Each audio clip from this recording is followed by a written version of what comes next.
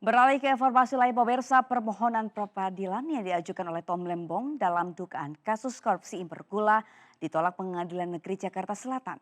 Hakim menyebut Kejaksaan Agung dapat membuktikan sangkaannya sehingga penetapan tersangka Tom Lembong tetap sah.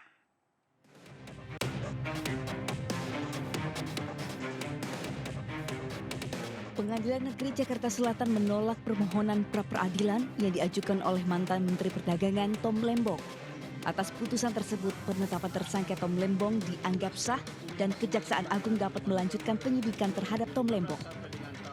Hakim menyatakan bahwa termohon, yakni Kejaksaan Agung, dapat membuktikan sangkaan sehingga alasan permohonan pra-peradilan yang diajukan pemohon, yakni Tom Lembong, patut ditolak.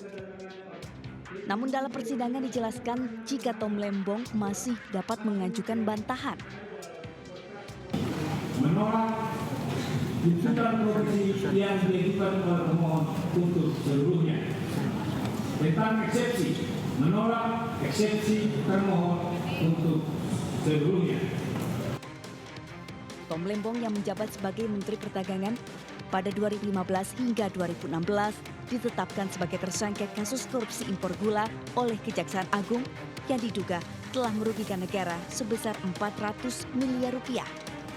Dari Jakarta, Jen Cahyani, Ahmad Putra, iNews melaporkan.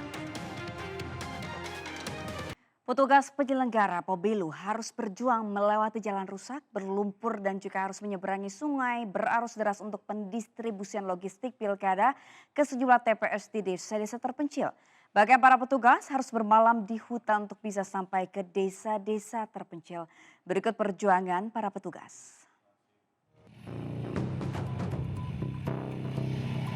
Jalan rusak dan berlumpur di desa Tomuan Holbung, Mandoge, Asahan, Sumatera Utara harus dilalui petugas dengan mobil khusus untuk dapat menjangkau ke kantor desa. Petugas terpaksa berjibaku dengan lumpur dan mendorong mobil yang nyaris tak kuat berjalan. Jalan rusak dan berlumpur ini diperparah karena tak adanya pembangunan infrastruktur di daerah tersebut.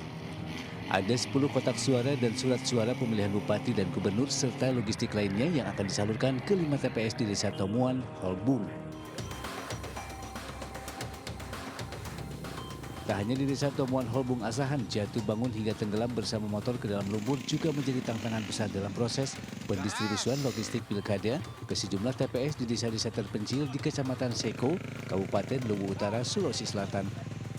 Meski begitu, para petugas tetap bersemangat untuk memastikan seluruh masyarakat dapat menyalurkan hak pilih mereka di setiap TPS. Selain dengan hadangan lumpur yang ekstrim, mereka juga harus bertaruh nyawa melewati sungai berarus deras. Meski harus menghabiskan banyak tenaga melewati jalan yang cukup melelahkan, namun petugas gabungan dari TNI, Polri, PPK, PPS, dan Panwas tetap optimis logistik yang disalurkan dapat tiba ke tujuan dengan tepat waktu. Untuk sampai di lokasi, petugas melakukan perjalanan sejak Senin kemarin. Para petugas ini pun harus bermalam di tengah hutan dan kembali melanjutkan perjalanan. Dari Kabupaten Luwu Utara dan Asahan, Sumatera Utara, Nasruddin Rubak, Ulil Amri, iNews melaporkan.